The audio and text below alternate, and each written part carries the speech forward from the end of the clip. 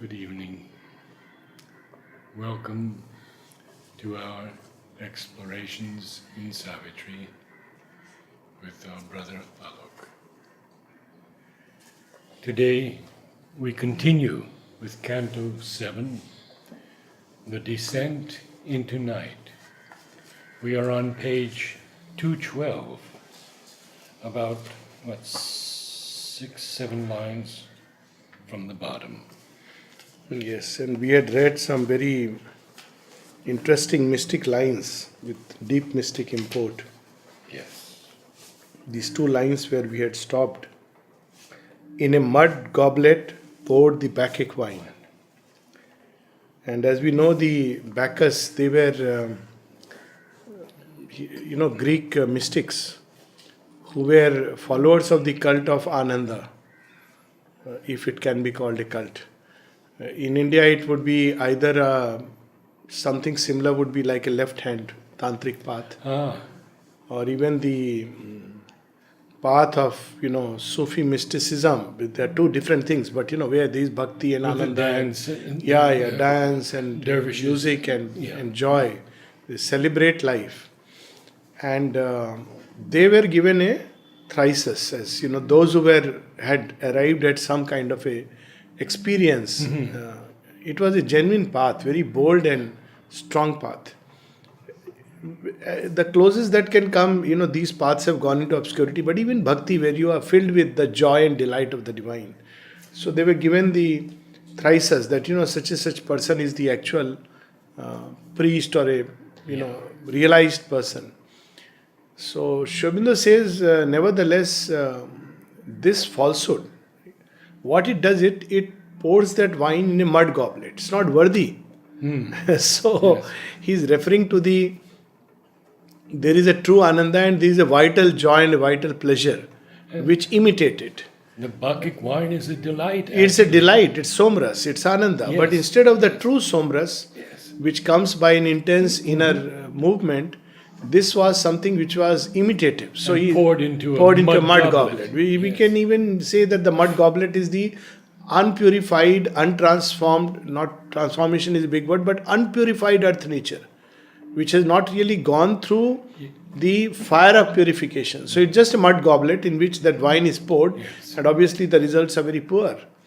The other is to a satyr. Satyr is, of course, a drunken fellow who just, it's, people who are just having fun, taking enjoyment in pleasure, and they give the thyrsus to them. And they imitate as if they are on the path of Ananda. I am in Ananda, but it's not Ananda. It's nothing but vital joy and pleasure, which is mistaken for the true Ananda. So basically, he's referring to how falsehood imitates truth. So there is a true spirituality and there is an imitative spirituality, and we should be very careful about it. Then it continues in various, we read about sculpture, and now he'll speak about art and painting. Impure, sadistic with grimacing mouths, grave, foul inventions, gruesome and macabre, came televisioned from the gulfs of night. So already, I think. And he uses that word television. We were talking the other day, when did television come to India? It must have been in the late 40s. No, later than that. 60s. 60s, probably 70s. So Sri Aurobindo knew it from... Probably 70s. See, I had joined my college, 76. And around that time, the first television, and I still remember there was only national television with Krishi Darshan. So maybe late 60s or early 70s. Definitely not early 60s. But in America, I know it was probably it came in 40s or 50s. Early 50s. The invention was in 40s, but it came in 50s, yes. But Sri Aurobindo saw it. Yes, and what use it will be put to. So, gulfs of night. Her craft ingenious in monstrosity, impatient of all natural shape and poise, a gape of nude exaggerated lines, gave caricature a stark reality. See, we unthinkingly just appreciate cubism and things like that. Mother was not fond of it. As he said, it's a degradation because after the First World War, that's when Picasso and all this cubist movement, modern art started. Yes. And around the same time, you see postmodernism, where you deconstruct everything with the mind, analyze it, break it into parts, and reassemble it. And when you reassemble, you think you are improving upon the art of nature. But what you make is a caricature. You see many of these it's a caricature. Yeah, It's a you see a distortion. leg somewhere up above a horse's mouth, and suddenly this is gross distortion. Whereas the purpose of art is to reveal beauty which you cannot see. That's why there is art. Because when we cannot see the beauty which is hidden behind the form, then true art brings it out. That's how Aurobindo is defined. Yes. The purpose of art is to reveal what nature hides, the beauty that is hidden. Yes. So we can't see it. So, when you see that art, you feel the delight. That's why it's connected with delight. But this kind of an art form in the name of realism, but actually it's not realism, it shows a dark side of reality which anyways anybody with crude senses can see. But what is hidden from us? The beauty of life. So here he's saying that the natural form, they were, broken down. And it's the same thing in poetry. Same thing in poetry, same thing in many, as I said, postmodern thought. It is Yes.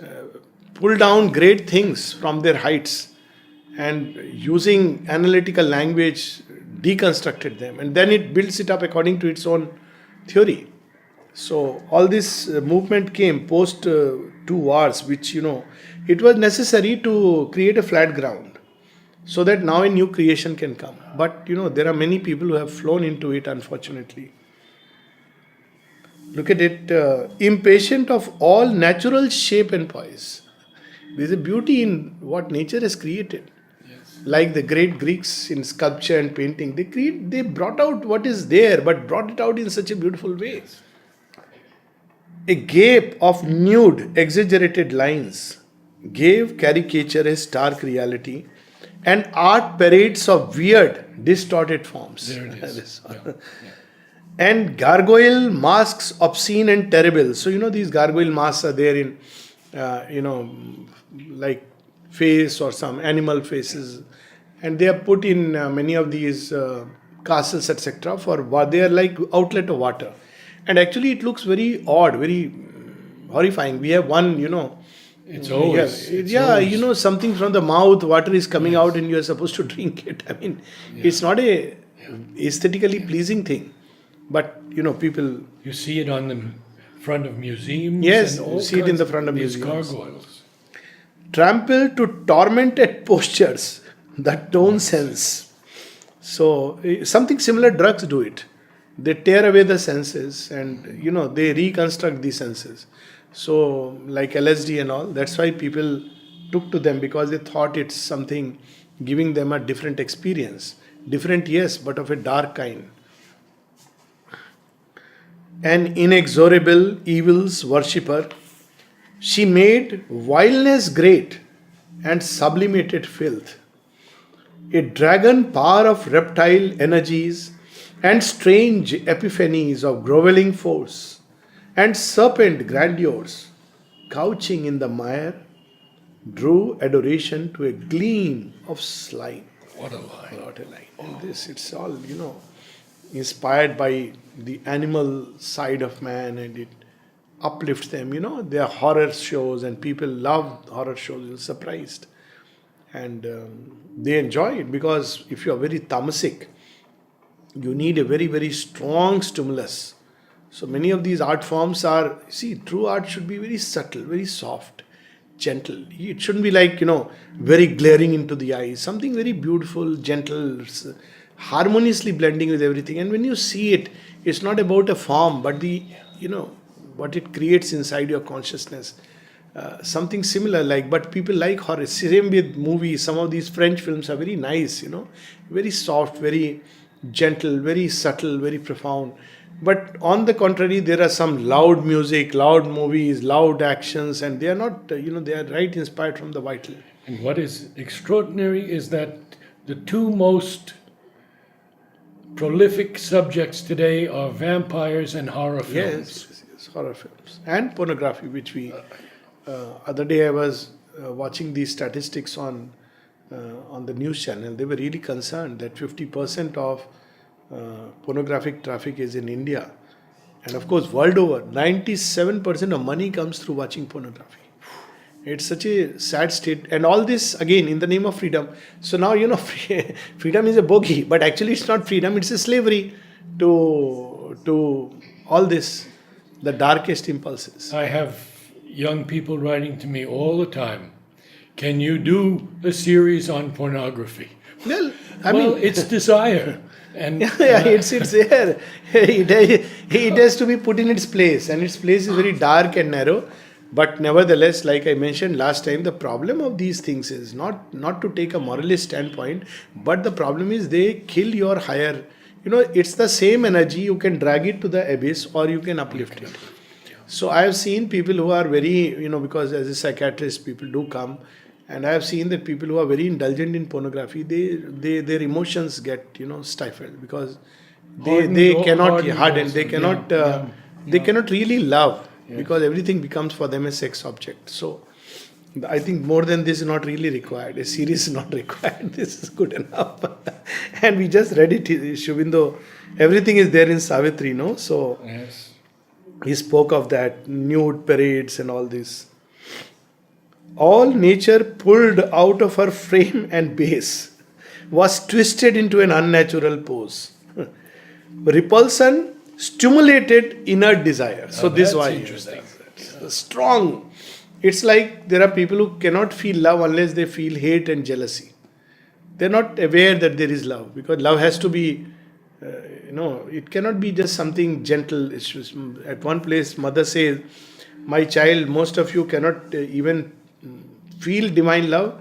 If you feel it, you will feel it is very cold and impersonal." But it's the most powerful love because you don't understand love unless it throws itself out into, very loud drama and emotions and words. Otherwise, you don't understand it is love. So something similar here. Inner desire. Repulsion stimulated inner desire. Agony was made a red spiced food for bliss. So this is what, those torture chambers. And there are people who, and that's why one thing, there is a practical advice here. When people who in the name of media, they show these things like, suicide and now of course there are a lot of laws which prevent, you can't show it.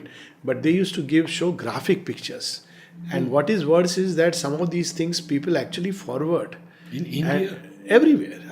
India also. Now there are laws which regulate it. But I'll give an example. The other day, WhatsApp, somebody, you don't know what it is and you click.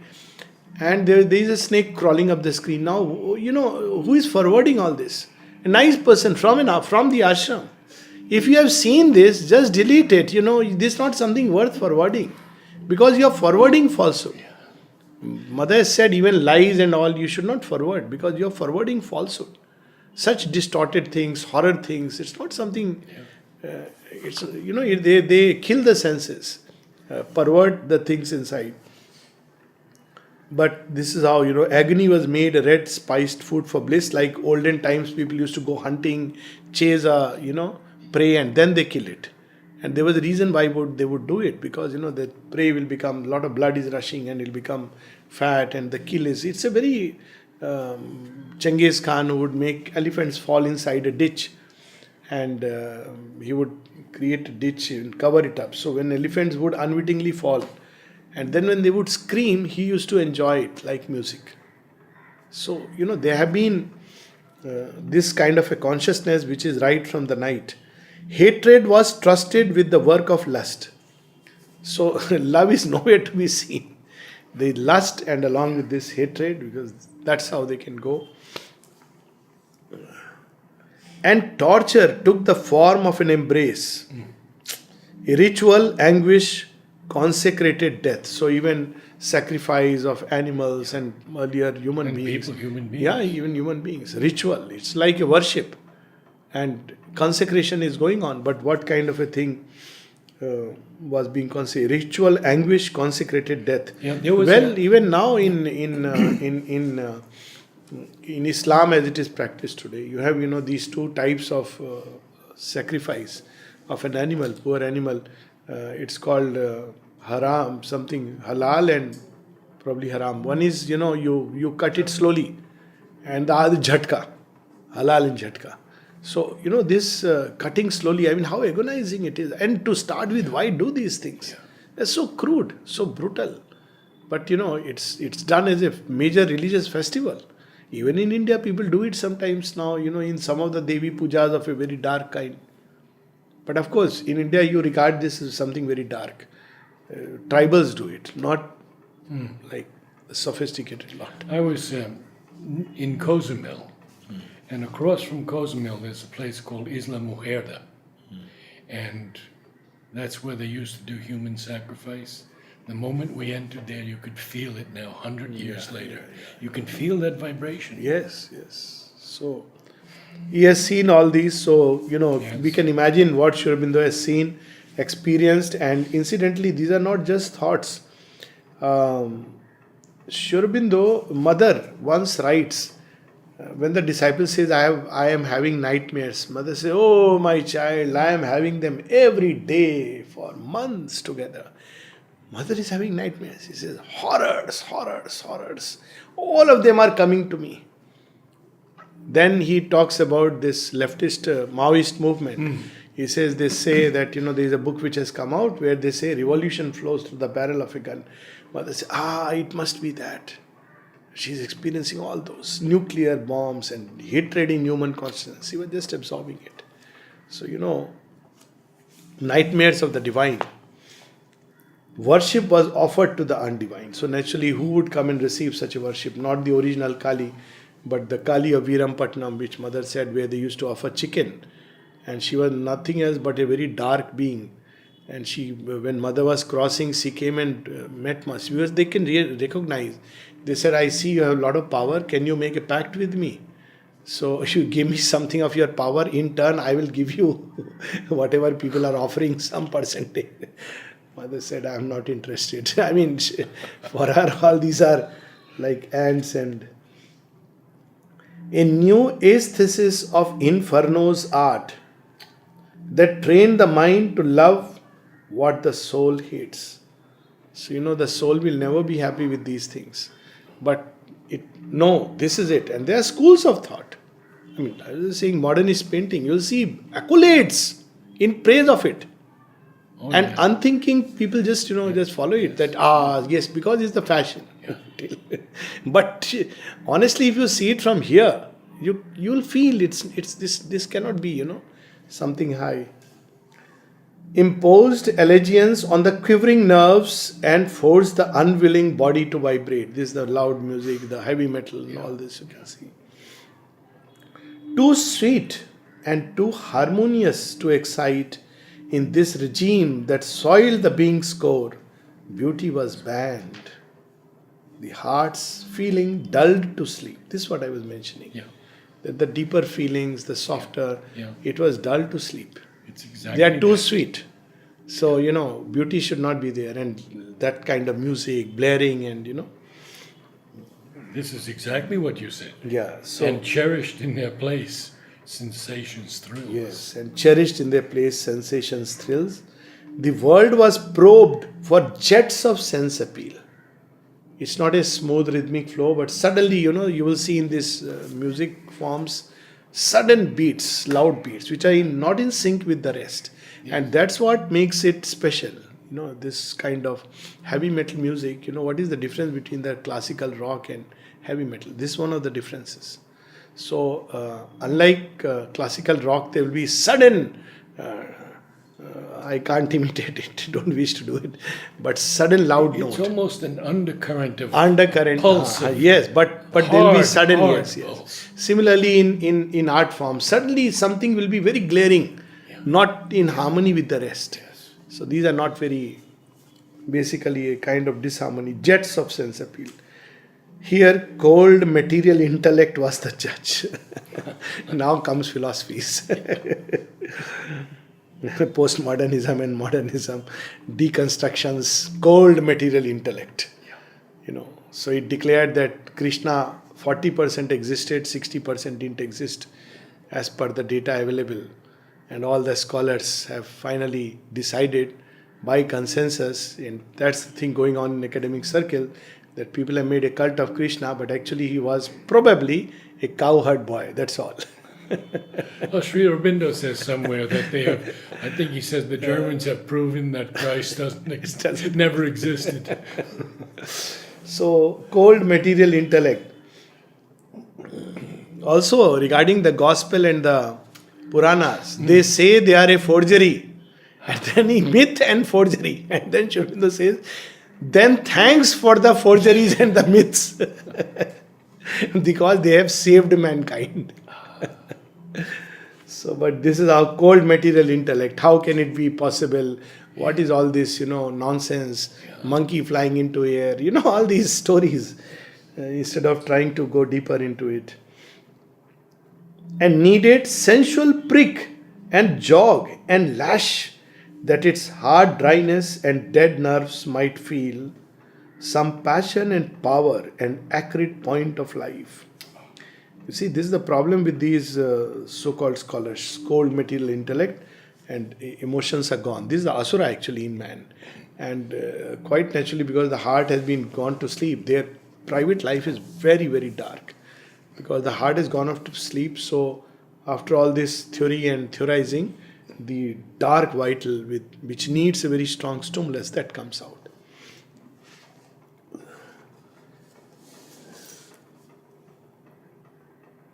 A new philosophy theorized evil's rights. So we know what philosophies are these. Gloried in the shimmering rot of decadence, or gave to a python force persuasive speech. We know Hitler, Absolutely. how he spoke.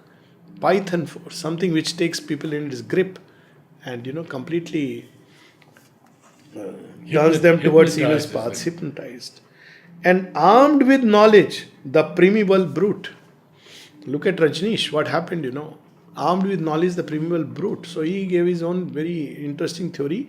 Unless your desires are satisfied, you cannot really seek the greater transcendence. So now, it's a you have been put into a path which is an impossible path. Yes. Because you can never really satisfy desires. Mother makes it very Very, clear. very clear. Yes. So Sri Aurobindo's one aphorism is there where he says either by perfect satisfaction or perfect renunciation. So Mother was asked to comment and he says this Sri Aurobindo's sense of humor because you cannot do the former. Because it will keep on, or temporarily it may become quiescent, but it will come back again. So, again temporarily quiescent comes back again. You cannot perfectly satisfy it. It's never enough. Yeah, it's never enough. And so, people, they were so carried away by his logic. I remember somebody gave me once one tape. This is Rajneesh, long back. He said, now, after 15 minutes, I said, please, this is not philosophy, this is not truth, this is all a perversion, nothing else. And this is long back. I had just started reading Sri Aurobindo, but it was so obvious that the man is fooling everybody using his logic and his mind, which made it worse. Because, he had a very developed intellect, very powerful intellect. And through that, he put a noose around, because people are impressed. Look at it, he has read so much and others have not read. He was completely distorting. Some of the stories were not even true. And they were his stories, it was so obvious. But then people were very impressed because people have not read, they have not thought for themselves, they have not gone deep inside. So they are very impressed by listening to anybody speak anything about anyone. So this is how theorized evil's rights. Gloried in the shimmering rot of decadence, or gave to a python force persuasive speech, and armed with knowledge the primeval brute, over life and matter only brooding bowed, mind changed to the image of a rampant beast. It scrambled into the pit to dig for truth. My God. I am reminded of a lot of things, but I don't want to mention it. It will become a political thing. But I can just mention, there was a book once written, which created a lot of stir and controversy. And after reading the book, I had written a story. And the story was Mountain of a Mole. That how a mole digs into the bowels of Himalayas to see what lies there. Takes out some dead scrap material and says, this is the truth of the Himalayas. Instead of looking at the vast magnanimity and the grandeur and the inspiring boundlessness of the Himalayas, all that he can do is to dig into the pit and take out those dark scraplings of dead matter, which probably who knows whose corpses, and he calls it Himalaya. So digging to find something and call it truth. So what are those lines from A God's Labor? yes, I have been digging deep and long mid a horror of filth and mire. because that's what lies there. There it is. But then Aurobindo is going with the deathless light to clear it and cleanse it. Exactly. But here it is digging for truth. So, and lot of perverted sense that these people have given to many things. This is a type which exists, and it's straight about psychoanalysts. It's very clearly, theory, and that psychoanalysts who dig into the pit and declare that there is nothing but lust and anger are the primal force. So all bhakti and delight is nothing but sublimated lust. Whereas from the spiritual point of view, lust is nothing but a degraded delight. It's just the way you look at it. But that's how. So digging into the pit. In fact, this theory of psychoanalysis was built on studying morbid cases. People don't know about it. He studied basically people who were sick. So what do you expect prominently? Based on that, he gave a whole theory. The man had never come to India or never been received the touch of what true spirituality is. And based on that, psychoanalysis, when it came to India and of course went to West, people like Jeffrey Kripal and all these people, they built things about Indian thought without even ever having a contact with the sublimity. So all that they have is this. And as I said, even the stories are not true. I had read a book one chapter, because somebody asked me to comment on Wendy Doniger. I said, this is trash, throw it into the dustbin. If you want the authentic story to start with, go to the authentic story, and then you will see that it's very obvious and clear. Something so sublime.